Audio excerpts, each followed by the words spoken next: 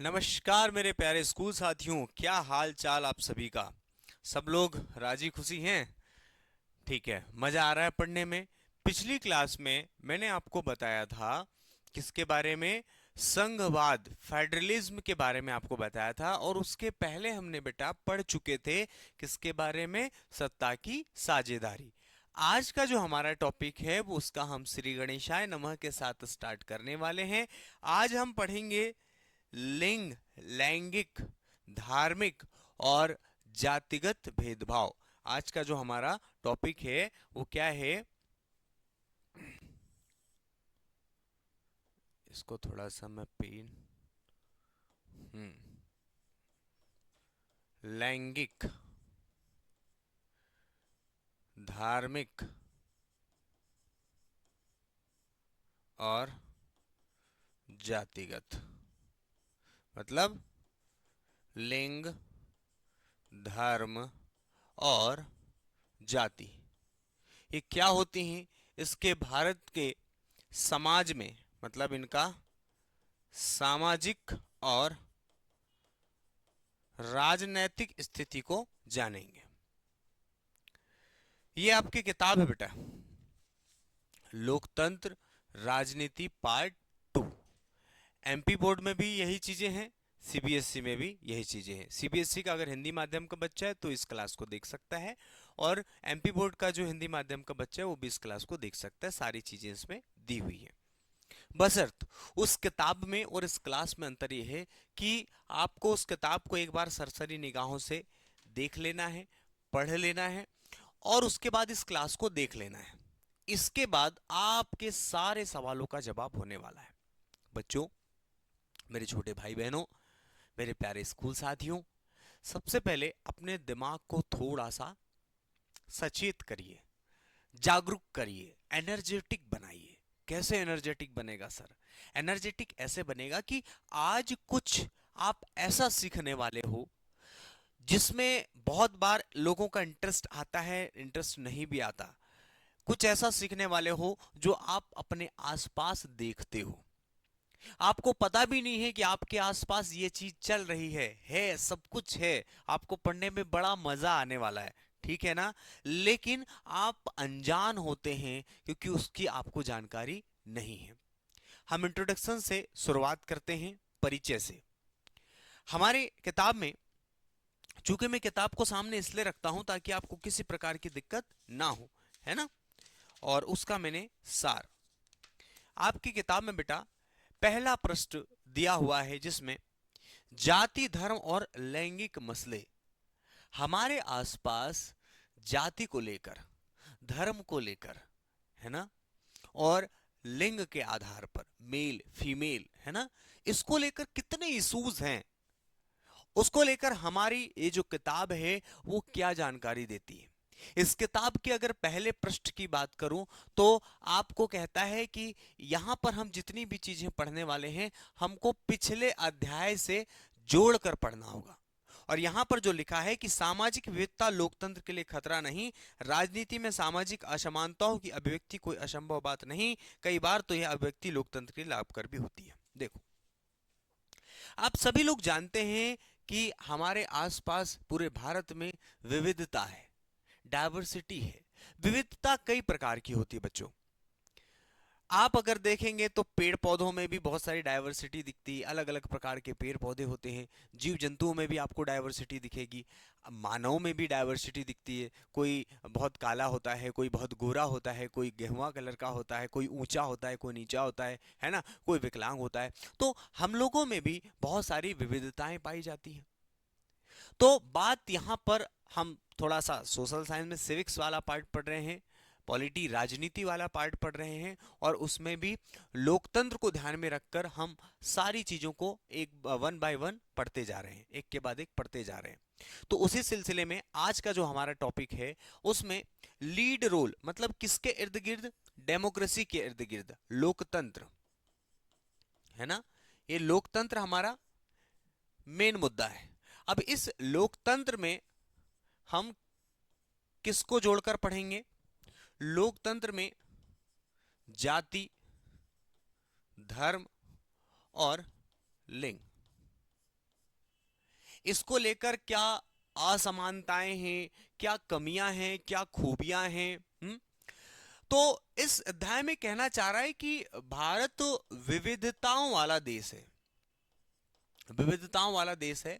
और इन्हीं विविधताओं में अगर हम इसको जोड़ें तो जातिगत विविधता भी है, धार्मिक विविधताएं भी हैं, और लैंगिक विविधता भी देखी जाती है। समझ में आया बच्चों?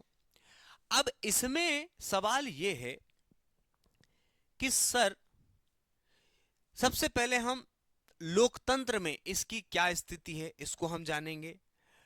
सवाल यह है कि क्या जातिगत भिन्नता या विभिन्नता या विविधता जो है ये हमारे लोकतंत्र के लिए अच्छा है या बुरा है। सवाल यह है कि धार्मिक विभिन्नता, विविधता हमारे लोकतंत्र के लिए अच्छा है या बुरा है। ठीक है, दोनों ही पक्षों को हमको, चाहे जातिगत हो, धार्मिक हो, धर्म के आधार पर हो, चाहे लैंगिक आधार पर हो, दोनों में हमको संतुलन स्थापित करना है। क्या स्थापित करना है बच्चों? संतुलन स्थापित करना है। ठीक, अब समझना, लोकतंत्र में समानता के क्या महत्व है ना, ये इक्विलिटी की बात करता है। तो समानता में लैंगिक आधार पर भी समानता की बात की जाती है, धार्मिक आधार पर भी समानता की बात की जाती है, और जातिगत आधार पर भी समानता की बात की जाती है। चूंकि भारत एक लोकतांत्रिक देश है बच्चों, भारत कैसा है? एक डेमोक्रेटिक कंट्री है, लोकतांत्रिक देश है। और लोकतंत्र का मतलब यह होता है कि वहां पर जनता को प्राथमिकता दी जाती है, जनता के पास अधिकार होते हैं। अब यही जनता, यही जनसमूह, ये बहुत सारे लोगों का समूह जो है, अब इनमें भी अलग अलग विविधता है। तो क्या विविधता इस लोकतंत्र में सहायक है या इस लोकतंत्र से, ये लोकतंत्र के लिए हानिकारक है? तो आपको बता दूं, हमारे देश में जब संविधान का निर्माण हो रहा था तो संविधान निर्माण करने वाले जो लोगों का समूह था, कॉन्स्टिट्यूट जो असेंबली थी, संविधान सभा जो थी, वहां के लोगों को पता था कि हमारा देश कुछ इस तरह है जहां पर अलग अलग जाति के लोग रहते हैं, अलग अलग धर्म के लोग रहते हैं, है ना, महिला, पुरुष, बच्चे, बुजुर्ग, हर प्रकार के व्यक्ति हैं। और इन सब के बीच हमको क्या करना है? बैलेंस बना के रखना है। तो हमको सभी को एक निगाह से सभी में समानता बरतनी होगी। तो लोकतंत्र में समानता का महत्व है। परंतु लोकतंत्र में क्या कह रहा है कि डेमोक्रेसी में सभी लोग समान हैं, कोई अलग नहीं है, सबको समान अधिकार दिए जाएंगे, सबको हक है जानने का, मानने का, प्राप्त करने का, सारे अधिकार हैं। लेकिन बेटा, इन सब में आज भी हम जातिगत आधार पर, धर्म के आधार पर, लिंग के आधार पर बहुत सारी असमानताएं हैं। अच्छा, अब एग्जाम्पल्स पर हम लोग बात करते हैं। आपने देखा होगा, अपने घर की बात करते हैं, घर में मम्मी पापा हैं, मम्मी भी काम करती, पापा भी काम करते हैं। मैं एक सामान्य परिवार की बात कर रहा हूं, मम्मी भी काम करती, पापा भी काम करते हैं। क्या मम्मी को अगर घर पे काम करती है तो उनके पैसे मिलते हैं कि तुम्हारे लिए रोटियां बना रही हैं, कपड़े धुल रही हैं, तो छोटे मोटे घर के काम कर रही हैं, है ना? क्या ये काम पापा नहीं कर सकते? पापा भी करते हैं ना, पापा भी कर सकते हैं, पर पापा नहीं करते हैं। मम्मी को घर का काम दे दिया गया, लेकिन उसके बदले में पैसे नहीं मिल रहे हैं। पर यही काम अगर आपके पापा जी बाहर जाकर करेंगे तो उसके पैसे मिल रहे हैं, मिल रहे नहीं मिल रहे। ऐसा नहीं कि महिलाओं का काम पुरुष नहीं कर सकता, पर पुरुष अपने आप को महान मानता है कि हम बाहर के काम करेंगे, हम पैसे कमाएंगे, तो हम नहीं कमा सकते। पर ऐसा नहीं कि महिलाएं पुरुष के काम नहीं कर सकते, बिल्कुल कर रही हैं। आज भारत में अगर देखें तो जो काम पुरुष कर रहा है वो काम महिलाएं भी कर रही हैं। पर फिर भी ऐसा माना जाता है कि पुरुष अपने आप को ज्यादा मजबूत स्थिति में देखता है सोसाइटी में, है ना? देखता है, नहीं देखता है? तो भाई ये तो भेदभाव आज भी, आपने बोला था कि लोकतंत्र में समानता है, और बिल्कुल है भी, लेकिन कुछ कुछ कमियां आज भी हैं।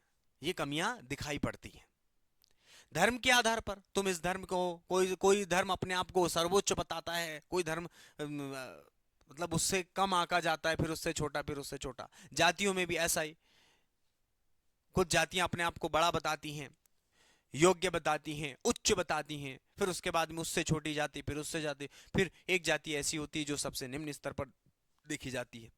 तो भाई डेमोक्रेसी में तो ऐसा कुछ नहीं, उसमें तो सबको जनता के रूप में देखा गया है, देखा गया ना बेटा। तो फिर ऐसा क्यों? तो आगे का हमारा हमारा जो लेसन है वो आगे हमको हर चीज को क्लियर करते हुए जाएगा। इसका उद्देश्य क्या है?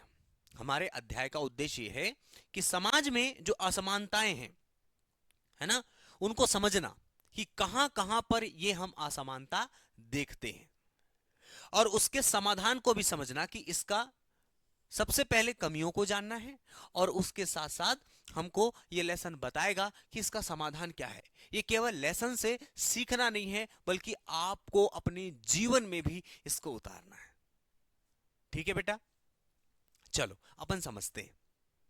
हाँ, एक और बात, आप सभी लोगों को एक चीज बता दूं, अगर आपने एप्लीकेशन डाउनलोड, वैसे तो मेरी क्लास देख रहे हो तो एप्लीकेशन वाले बच्चे ने डाउनलोड कर ही लिए, आप और भी लोगों को सजेस्ट कर सकते हैं। आपको बेटा यहाँ पर नोट्स और माइंड मैप भी मिल जाएंगे, है ना, आप उस सेगमेंट में जाना।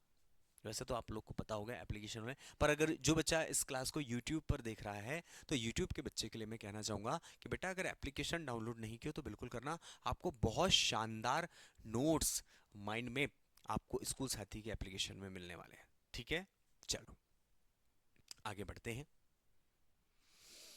सबसे पहले हम लैंगिक विभाजन को समझेंगे। इस लेसन में सबसे पहले क्या दिया है बच्चों? लैंगिक विभाजन, जेंडर डिवीजन। जेंडर में क्या है? मेल और फीमेल, है ना, क्या? महिला और पुरुष।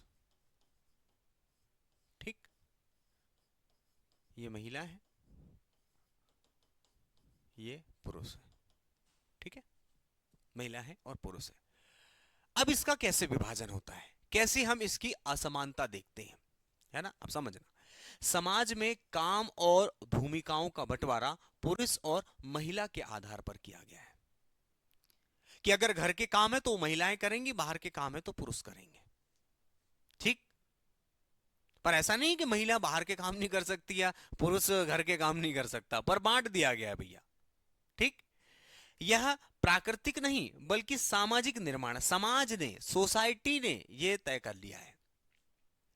घर में आज भी आप कोई आप में से गर्ल्स इस क्लास को देख रही होगी, बॉयज देख रहे होंगे, तो बेचारी गुड़िया जो है वो इस क्लास को देख रही है, पर उसमें अब 10वीं में आ गई। हाँ तो बेटा खाना बनाना सीख जाओ, घर के छोटे मोटे बर्तन वर्तन साफ करना, सब्जी वब्जी बनानी, है ना, रोटी वोटी बनानी, सबको सिखाती है ना मम्मी की, बेटा आगे क्या करेगी तू, सीख जा, है ना। और वहीं लल्ला को क्या होता है कि मम्मी खाना बना के देती है, पर उनको पप्पा परेशान करते हैं कि बेटे देख बाहर के भी खाने, खेत में जाना सीख जा, बाहर के काम सीख जा, है ना। और वही खेत के कामों में अक्सर लड़कियों को, ऐसा नहीं कि वो नहीं जाती, जाती हैं बेटा, पर बहुत सारी जगह हम देखते हैं कि लड़कियां उन काम को नहीं करती हैं और लड़के करते हैं।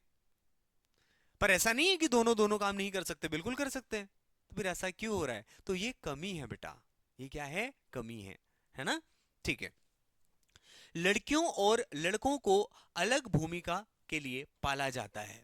बच्चियों को, बच्चियों के घर के पालन, मतलब उनके लिए प्राथमिकता क्या है? घर के काम है, चूल्हा चौकी का काम करना, ये प्राथमिकता उनकी प्रायोरिटी है। सेकेंडरी में आप जॉब वगैरह कर सकती हैं। आज भी बड़े बड़े चाहे गर्ल्स की अगर हम बात करें, कितनी भी बड़ी जॉब में चल जाएं, पर घर में एक जिम्मेदारी होती है ना, कि जब, वैसे तो आजकल मैड वेट शहर शहर में मैड वेट लगा लेते हैं खाना वाना बनाने, पर गांव में अगर टीचर की बात करें, हो सकता है आपकी मम्मी टीचर होंगी, गवर्नमेंट टीचर, जबकि वो जॉब में है, पर आप देखेंगे कि मम्मी घर में खाना बना के जाती हैं, घर के काम करके जाती हैं, और जब वापस आती हैं स्कूल से तो फिर भी घर के काम करती हैं। पर अगर पापा टीचर है तो मम्मी खाना बना के देंगी उनको, ये अंतर होता ना। ठीक है, इसी से लड़ाइयां भी होती हैं। ठीक, चलो समझ गए, मैं आपकी कमेंट देख पा रहा हूं। अच्छा, लैंगिक असमानता कैसे? शिक्षा, स्वास्थ्य, रोजगार और वेतन में भेदभाव होता है। महिलाएं प्रायः घरेलू कामों तक सीमित रहती हैं। यौन आधारित श्रम विभाजन, सेक्सुअल डिवीजन ऑफ लेबर, घर और बच्चों की देखभाल का काम महिलाओं को ही सौंपा जाता है। घर में घर और बच्चों की देखभाल का काम महिलाओं को ही सौंपा जाता है। पहले अगर पहले की बात करें, अभी तो थोड़ा स्थिति सुधर गई है। पहले तो महिलाओं को शिक्षा, उच्च शिक्षा प्राप्त नहीं कर सकती थी, वो बड़े बड़े कॉलेजेस में या बाहर जाकर पढ़ाई नहीं करती। आज भी गांव में ये समस्या है, इसलिए स्कूल साथी आए, बेटा आप पढ़ो। आप स्वास्थ्य को लेकर, रोजगार में महिलाओं को आगे नहीं किया जाता था बेटा। पैसों में भी थोड़ा सा भेदभाव होता था। ठीक। तो ये सारी चीजें जो हैं, ये जो लैंगिक असमानता है, ये लैंगिक असमानता कहीं ना कहीं समाज में एक वर्ग को मजबूत और दूसरे वर्ग को कमजोर दिखाता है। हमारे यहाँ कहते हैं ना कि पुरुष बाहर के काम करेंगे, महिलाएं घर के काम करेंगी, और ये अपने आप को शक्तिशाली बताने की कोशिश करता है। पर अब बेटा धीरे धीरे ये सब उल्टा हो रहा है ना, अब शक्तिशाली महिला हो गई है। अगली जो जनरेशन आने वाली है, वहां पर शक्तिशाली ताल का मैया ही रहेंगी अब। ठीक। फिर पुरुषों को अपने अधिकार के लिए लड़ना पड़ेगा। ठीक है। क्लियर हो गया सभी को? ये क्लास आपको समझना है तो या तो पहले क्लास देख लो, फिर पाठ को पढ़ना, है ना। और नहीं तो पाठ अगर एक बार पढ़ ली स्कूल में, तो बस इस क्लास को देख लेना, आपके दिमाग में चीजें पानी की तरह क्लियर हो जाएंगी। और बस इसी चीज को आपको एग्जाम हॉल में लिखना है। और उसके लिए मैं क्वेश्चन आंसर के लिए मैंने सॉल्यूशन, एनसीईआरटी के सॉल्यूशन डलवा दिया है एप्लीकेशन पर, और हम क्लास ऐप पे भी करवाएंगे। ठीक है। यूट्यूब पर हो सकता है क्लास हो ना हो। निजी और सार्वजनिक विभाजन। निजी और सार्वजनिक विभाजन कैसा? निजी और सार्वजनिक विभाजन में हम कुछ इस तरह से चीजों को समझ सकते हैं। कैसे? व्यक्तिगत तौर पर भी जो महिलाएं हैं,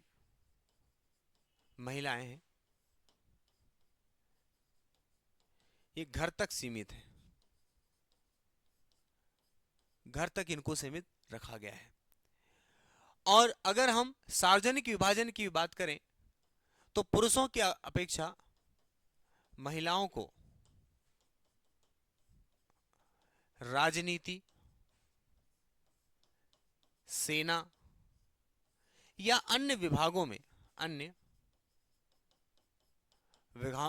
में इनका जो संख्या है, इनकी संख्या बेटा अभी भी कम है। संख्या अभी भी कम है नहीं। शक्तिशाली किसको माना जाता है? पुरुष को माना जाता है। और ये समस्या सिर्फ हमारे भारत देश की नहीं है, ये समस्या भारत के अन्य देशों में भी है। लैंगिक विभाजन सिर्फ भारत में नहीं है, हर जगह है बच्चों, हर जगह आपको ये समस्या देखने को मिलेगी। ठीक है। आगे बढ़ते हैं। देखो, निजी क्षेत्र में मैंने आपको बोला था घर तक सीमित रखा गया है, तो महिलाओं की मुख्य जिम्मेदारी क्या? घर की देखभाल कर लो, बच्चों का पालन पोषण कर लो, घरेलू कार्य, बर्तन साफ करो, झाड़ू पोंछा जी, ये सारी चीजें, पानी लेके आना। तो समाज ही मानता है कि यह काम सिर्फ महिलाओं के लिए स्वाभाविक है। आपने देखा होगा किसी, जैसे शादी मादी हो जाती है, तो लोग मजाक में कभी किसी दोस्त को फोन करते हो, बोल दे कि यार मैं बर्तन साफ कर रहा हूँ।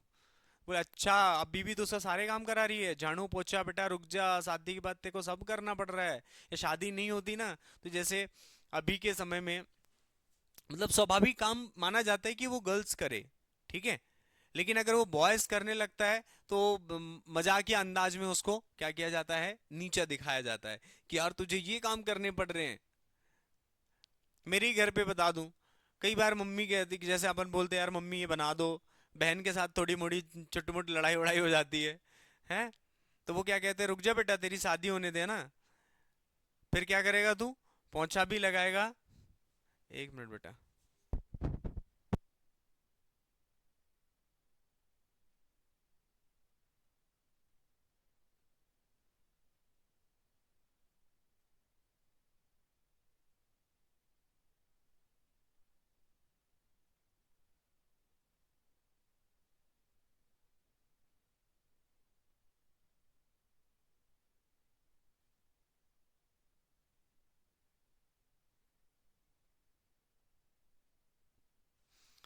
ठीक है।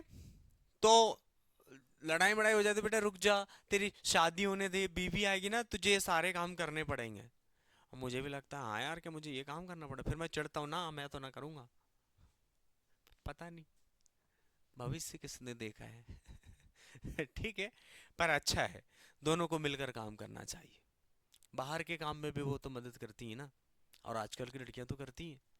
तो देखो मैडम आगे आके तुमको पढ़ाती कि नहीं पढ़ाती, तो नहीं पढ़ाएंगे तो फिर घर का काम मैं नहीं करूंगा, बोलूंगा उसी कंडीशन में जब तुम बच्चों को, स्कूल साथियों को पढ़ाओगी, है ना। तो फिर मैं पढ़ाने तैयार, मैं काम करने तैयार हूँ, नहीं तो नहीं करूंगा। ठीक है। सार्वजनिक क्षेत्र में, राजनीति में, पॉलिटिक्स में आपने कितनी महिलाएं देखी। रेयर ही प्राइम मिनिस्टर हो, चलो एक एक दो बड़े बड़े पदों में कभी कभी लाया जाता है, लेकिन देखा जाता है कि चलो ठीक है बहुत कम। अगर भारत में अभी तक 15 राष्ट्रपति बन चुके हैं, तो आप मान के चलिए कि दो ही महिलाएं हैं अभी तक, और बाकी सब पुरुष। प्रधानमंत्री अभी तक महिला की अगर बात करें तो अभी तक एक ही प्रधानमंत्री है, इंदिरा गांधी। उसके बाद कोई महिला प्रधानमंत्री नहीं बनी। तो अब आप समझ सकते हो कि महिलाएं की स्थिति यहाँ राजनीति में का। कितनी सांसद आपने देखी हैं। वो तो अच्छा हुआ कि 2019 के चुनाव में थोड़ा सा, जब लोकसभा का चुनाव हुआ 2019 में, तो महिलाओं की संख्या थोड़ी सी बढ़कर आई है। आपकी किताब में देखना है, रेशियो दिया हुआ है, वरना महिलाओं की संख्या बहुत कम है हर जगह। शिक्षा में अपेक्षाकृत पुरुष ज्यादा शिक्षित हैं, या उनकी शिक्षित पुरुषों की संख्या उनकी अपेक्षाकृत ज्यादा है। नौकरियां भी, गांव में आपने देखा होगा अगर 100 लोग नौकरी में हैं, तो मुश्किल से, आज की स्थिति अगर बता रहा हूं तो 5 से 10 महिलाएं होंगी, है ना, और 90 लोग पुरुष मिलेंगे। बिजनेस में कितनी महिलाओं का नाम सुना है कि कोई महिला है, लेडी है और बड़ी बिजनेसमैन है। कितनी महिलाओं का नाम सुना होगा, नहीं, बहुत कम है। अच्छा अभी आप स्कूल में देखना, स्कूल में भी तुम बातचीत करना, कभी किसी लड़की से बोलना।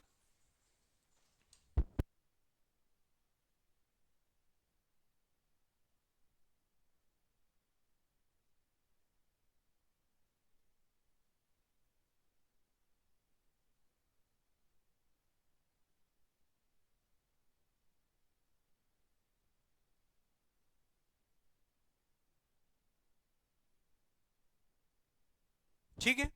हम्म। तो ये सार्वजनिक क्षेत्र में आ जाते हैं। पुरुषों को परंपरागत रूप से सार्वजनिक क्षेत्र का अधिकार मिला है कि बाहर के काम तुम ही करोगे, है ना। किसी प्रकार का न्याय निर्णय का कार्य हो, राजनीति हो, अन्य जो आय अर्जन है ना, पुरुषों का क्षेत्र समझा जाता है। अब जैसे शादी होती है ना, कभी ये नहीं पूछेंगे लड़की क्या करती है शादी करते समय। क्या पूछते हैं, लड़का क्या करता है। मतलब ये है कि अगर पति पत्नी है तो उसमें से कमाने की जिम्मेदारी, परिवार चलाने की जिम्मेदारी किसकी है, पुरुष की है, महिला की नहीं है। अब सोच के देखो, मतलब ये जिम्मेदारी पुरुष की है। लल्ला इसलिए पढ़ ले बेटा, उसके चक्कर में मत जा। वो तो नहीं भी पढ़ेगी ना, जिसको तू पसंद कर रहा है, नहीं भी पढ़ेगी तो उसको तो कोई ना कोई पढ़ ही रहा है उसके लिए, क्योंकि जो उसके पापा जी जॉब वाले को ही देंगे। ठीक है, चलो आगे बढ़ते हैं। तो अब ये जब समस्याएं आती हैं तो उसका समाधान करने के लिए लोग फिर क्या करेंगे। जैसे तुम स्कूल में कोई समस्या आ जाती, सब एकजुट हो जा रहे, सर ये हमको अच्छा नहीं पढ़ा रहे हैं, या ये नहीं चाहिए हमारे स्कूल में, ये होना चाहिए, ये नहीं हो रहा है, आंदोलन होते हैं। तो बहुत सारे फेमिनिस्ट मूवमेंट हुए हैं, नारीवादी आंदोलन, नारीवादी आंदोलन। मतलब ये जो समस्या है, इसको सुधारने के लिए शुरू से बहुत सारे आंदोलन किए गए, और परिणाम ये हुआ कि जब हमारा देश आजाद हुआ तब से लेकर अभी वर्तमान, है ना, आज की अगर हम बात करें तो बहुत सारी चीजें सुधर गई हैं। तो इनकी मांगे क्या थी, नारीवादी जब आंदोलन होते गए, है ना, आपको मैं बता दूं 1990, है ना, महिला आयोग का गठन किया गया था, ये एक्स्ट्रा पॉइंट है, महिला आयोग का गठन। ठीक, मांगे क्या थी नारीवादी आंदोलन की, शिक्षा में समान अवसर, समान अवसर, समान वेतन मिलना चाहिए, समान वेतन मिलना चाहिए, घरेलू हिंसा इसके विरुद्ध दहेज प्रथा। महिलाओं को पहले पता प्रताड़ना बहुत होती थी यार, भेदभाव होता था। राजनीति में इनकी भागीदारी बढ़ाई गई। आज आप देखोगे तो अगर मध्य प्रदेश की हम बात करें, एमपी में, तो अगर कोई पंचायत चुनाव होता है तो इस बार तो 50% महिलाओं को आरक्षण दिया गया कि 50% महिला ही सरपंच बनेंगी। हम्म, ठीक है। तो राजनीति में भी उनकी भागीदारी बढ़ी है। समझ गए?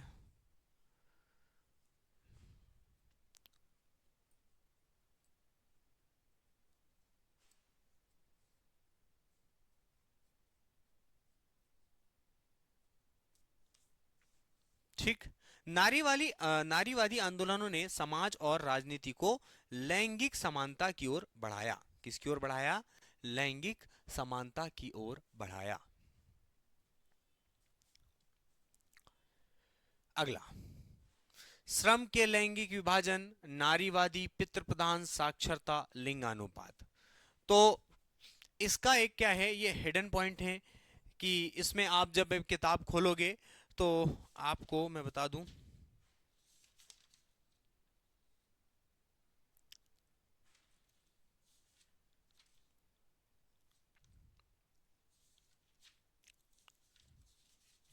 हम्म,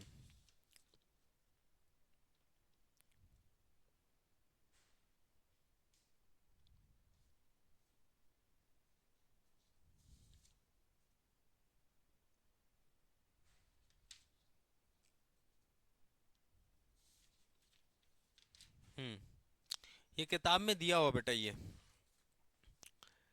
कि इन किन चीजों पर अपन चर्चा करेंगे। जैसे श्रम के लैंगिक विभाजन क्या क्या है। श्रम को मतलब काम को लेकर, है ना, काम को लेकर लैंगिक विभाजन कैसे। काम का मतलब जैसे खाना बनाना, खाना बनाना, ठीक, खाना बनाना। उसके बाद कपड़ा सीना, उसके बाद कपड़े धुलना, और क्या है, मतलब ये दर्जी वाला काम, खाना बनाना। अब इसमें कैसे देखना, अक्सर बड़े बड़े रेस्टोरेंट में आप गए होंगे या किसी भी दुकान में अब देखे होंगे, या बड़े बड़े कार्यक्रमों में खाना कौन बनाता है? पुरुष बनाता है, और उसको पैसे मिलते हैं।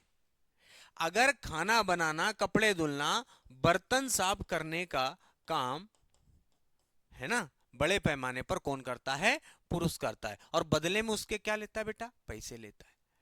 पर बेचारी मम्मी पूरे साल भर अपने घर पे ये काम करती है, फिर भी वो किसी से अगर कोई पूछता है कि आप क्या करती हैं, तो हाउस वाइफ हूं, उसको बदले में उसके पैसे नहीं मिलते, और उसको ही वो काम करना पड़ता है, पुरुष वो काम नहीं करता। तो ये है लैंगिक विभाजन, ठीक है। और महिला, ऐसा नहीं कि महिला बाहर नहीं करती, महिला भी बाहर जाकर यही काम करती है, उसके पैसे भी मिलते हैं। शहरी क्षेत्र में ज्यादातर देखने को मिलता है, ठीक। अब नारीवादी या पितृप्रधान, ये पितृप्रधान क्या होता है? पितृप्रधान क्या होता है? पितृप्रधान ये होता है कि घर में जितने भी डिसीजंस लेने हैं, है ना, उसमें पापा की भूमिका ज्यादा होती है, मम्मी की भूमिका कम होती है। मतलब पापा जो बोलेंगे वही होगा, मतलब ये पितृप्रधान, ठीक। ये हर जगह है भाई। देश में राजनीतिक क्षेत्र में देख लो, ज्यादातर पुरुषों की भागीदारी होती है। बोलते महिलाओं को थोड़ी ना हम सड़क पर आने देंगे, ये करने देंगे, वो करने देंगे। मतलब ये समाज उसको प्रबल मानता है, ये समाज उसको प्रायोरिटी देता है। साक्षरता की बात करें तो साक्षरता में पुरुष महिलाओं से आगे है। तो ये आंकड़े हमको बताते हैं, ये आंकड़े हमको बताते हैं कि आज भी ये कमियां हैं, लेकिन लगातार इसको लेकर सुधार भी होता है। लिंगानुपात, लिंगानुपात मतलब प्रत्येक पुरुषों में महिलाओं की संख्या। क्योंकि क्या होता है ना कि पुत्र अगर पैदा हो रहा है तो खुशियां मनाई जाती है, और वहीं पुत्री अगर पैदा होती है तो दुख मनाया जाता है। वो तो अलग है कि सरकारों ने भी इसको लेकर लगातार काम किए हैं, है ना, और धीरे धीरे भारत में स्थिति ठीक ठाक हुई है। और इसको लेकर राजनीति करना, राजनीति करना ये शुरू से हर देश में हर देश में राजनीति हुई है, नारियों के सम्मान को लेकर, उनके अधिकार को लेकर। ठीक है, चलो अब महिलाओं का राजनीतिक प्रतिनिधित्व। पहला, ऐतिहासिक रूप से कम भागीदारी रही। लंबे समय तक राजनीति और सत्ता में पुरुषों का वर्चस्व रहा है, महिलाओं का वर्चस्व कम रहा है, लेकिन अब धीरे धीरे बढ़ गया है। इवन आपको एक और बता दूं कि हमारे संविधान में 106 नंबर का 106वां संशोधन हुआ है, और 106वां संशोधन में क्या बोला गया है कि अब भारत में जो लोकसभा और विधानसभा है उसमें 33% सीटें कैसी रहेंगी, आरक्षित रहेंगी, और वो महिलाओं के लिए रहेंगी, कि संसद में महिलाएं 33% होना ही चाहिए। अभी इसको लागू नहीं किया गया है। सामाजिक बाधाएं क्या है कि पितृसत्तात्मक सोच, घरेलू जिम्मेदारियां, आर्थिक निर्भरता, है ना, आर्थिक मतलब धन कमाने के लिए पुरुषों पर निर्भर रहना, इसलिए बेचारे को घर का काम करना पड़ता है। साक्षरता व जागरूकता की कमी, महिलाओं को, बहुत सारी महिलाओं को पता नहीं, और जिनको पता है तो आगे आकर काम करती, अपने आप को मजबूत बनाती। महिलाओं में शिक्षा और राजनीतिक जागरूकता का स्तर अपेक्षाकृत कम रहा है शुरू से। पार्टी राजनीति में भी भेदभाव होता है, राजनीतिक दल महिलाओं को कम टिकट देते हैं, महिलाओं को टिकटें कम मिलती हैं। ठीक है बेटा, चलिए अब इसके आगे भारत में कौन कौन सी पहल रही, तो स्थानीय निकायों के लिए 33% आरक्षण, कितने, 33% आरक्षण 73वें 74वें संविधान संशोधन 1992 में। पंचायत और नगर पालिकाओं में महिलाओं को 1/3 सीटें आरक्षित की गई। ठीक, कुछ कुछ राज्य तो 50%, उनमें से मध्य प्रदेश एक राज्य है। राजनीतिक दलों का दबाव अब धीरे धीरे महिलाओं की ओर धीरे धीरे आगे बढ़ रहे हैं। महिला आरक्षण विधेयक 2023 में पारित किया गया है ना, 106वां संशोधन भी हो गया इसमें, और महिलाओं के लिए संसद और विधानसभा में 33% सीटें आरक्षित करने का प्रावधान किया गया है। आसान शब्दों में, महिलाओं का राजनीतिक प्रतिनिधित्व सिर्फ सीटों की संख्या बढ़ाने तक सीमित नहीं है, बल्कि यह महिलाओं को सशक्त भागीदारी और उनके मुद्दों को आवाज देने का ये एक माध्यम है कि महिलाएं भी संसद में आए, वो भी चिल्लाएं, वो भी अपनी कम्युनिटी के लिए, अपने अधिकार के लिए लड़ते रहे। है ना, समझ में आ गया। चलो अब हम अगले पॉइंट में किसके बारे में, धर्म सांप्रदायिक राजनीति। अब हम धर्म के आधार पर कैसे भारत अलग अलग बटा हुआ है और कैसे इन सब के बावजूद भारत अपने आप को जोड़े हुए है ना, तो क्या है धर्म और राजनीति का संबंध, अगले एपिसोड में जानेंगे। तब तक के लिए नमस्कार, जय हिंद, जय भारत।